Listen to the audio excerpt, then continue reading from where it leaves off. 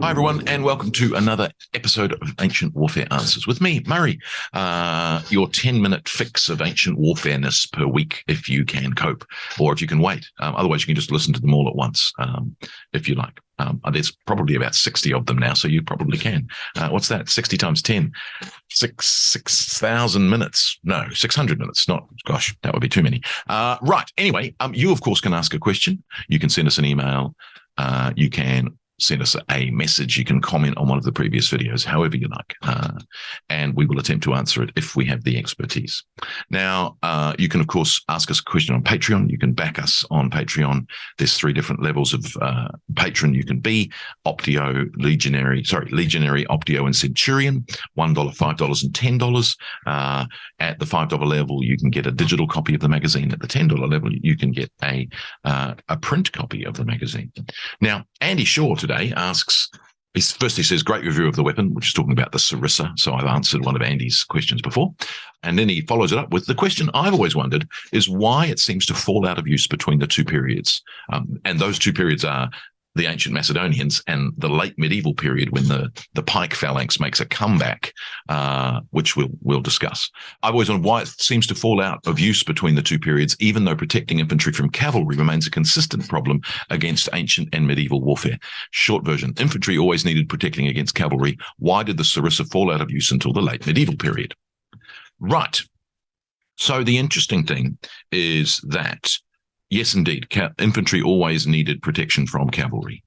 And as in a previous issue, it might have even just been the one prior to this, one of the things that happens with the advent of Roman superiority is that you've got Roman legions who are themselves missile infantry and capable with the testudo or close order formation to create a solid wall of shields, which is a detriment or a deterrent to cavalry. So in a way, the Roman superiority and the Roman victory creates the circumstances whereby you don't need a pike phalanx so much because you've got a missile warfare-based infantry system which can protect itself from cavalry. And again, when you look at the Roman defeats to cavalry, they're when they break the rules. So at the Battle of Carrhae in 53 BC, it's the essentially exhaustion and attempting to chase the Parthian cavalry, which causes the Roman cavalry to get defeated, and then the poor old infantry is surrounded, can't get to water, is exhausted, and eventually makes a run for it and gets destroyed. So it's not so much about the protection as the stick to the plan, and they don't. So what you find, therefore, and again, when you go forward into the 2nd century AD, for instance, when the legions of Marcus Aurelius are fighting the Sarmatian cavalry, they go into close formation and are able to withstand the cavalry charges of the Sarmatians. So it's the advantage that the Roman infantry has of being missile troops as well as heavy infantry that really means they are protected against cavalry, and so you don't need a pike phalanx. You then get the issue, jumping forward centuries at the Battle of Adrianople in 378 AD, that the Gothic cavalry firstly defeat the Roman cavalry, and then they surround the Roman infantry. There's a comment in Vegetius that the Roman infantrymen go into battle unarmored, which we kind of don't accept wholesale, but there may be a tendency to be less armored. But what you then get is that the Goths surround the Romans at the Battle of Adrianople and decimate them with missile fire because they are unprotected by cavalry of their own. And they don't seem to go into a tight testudo formation, even though in the previous year in 377, they do withstand the Goths' charges by going into testudo. Ammianus is specific on that. So again, they seem to have forgotten that lesson, and they get massacred. Ammianus tells us that at the Battle of Adrianople, they suffer the same level of calamity as they suffered at the Battle of Cannae in 216 BC, which is, 30,000 to 80,000 dead, depending on your numbers. So it's a bit of an issue.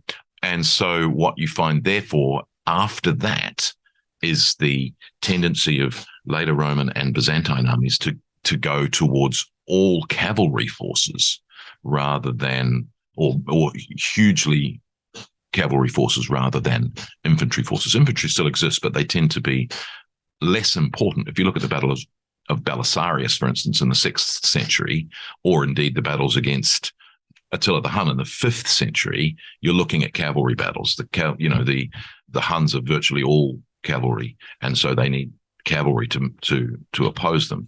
And Belisarius's armies are all very cavalry focused, and then later Byzantine armies are very cavalry focused. So you find that there's sort of an emphasis on cavalry.